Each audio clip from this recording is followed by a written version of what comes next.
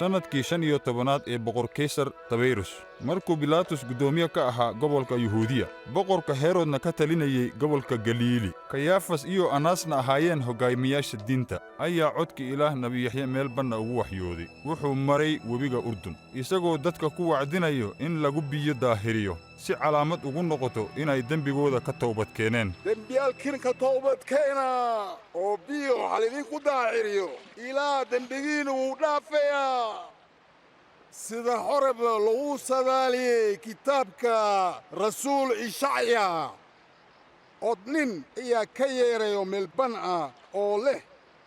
jidka u diyaariya rabbiga imaatinkiisa jidka asiga ku soconaayo toosiya dooxo kastana buuxiya taag iyo buur walba sima jidka meermeerka toosiya jidka rafka ah sima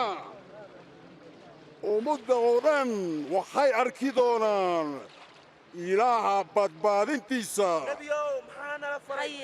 idinka ilma abeesoy maxaana la faray annaga jihadeen ahnaa nacaawi haddii adigu aad go' leedahay sida lagu faraysi kan waxba haysinin kii cunto haysta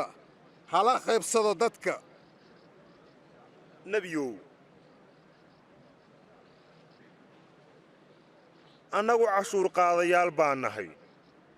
maxaana la faray cashuurtii laydinku amray ka badan ha qaadanina annaga askarteenna maxaana la faray qofna maalkiisa ha ka hoogina qofna bila dembi ha ku nabina mushaharkiinna ku qanca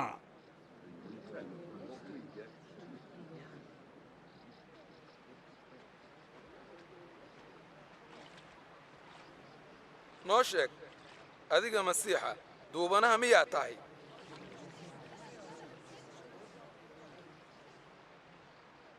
anigu biyo ayaa idinku daahirinayaa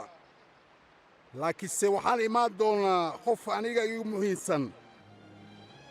oonan istaahilin inaan kabihiisa furo isagu wuxuu idinku daahirin doonaa dab iyo ruuxa quduuska shabis koroorka waa diyaar si ay ugu tumaan balka qamadiga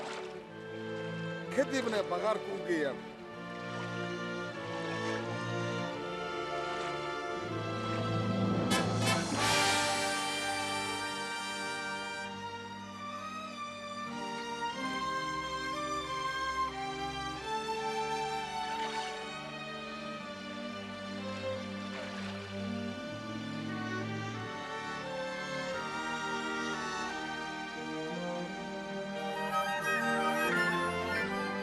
ruuxa quduuska wuxuu ku soo degay sayid ciise isagoo qaab quulliya leh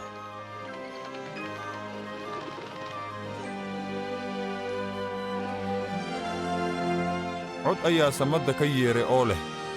adigu waxaad tahay wiilkayga aad baan kugu qanacsanahay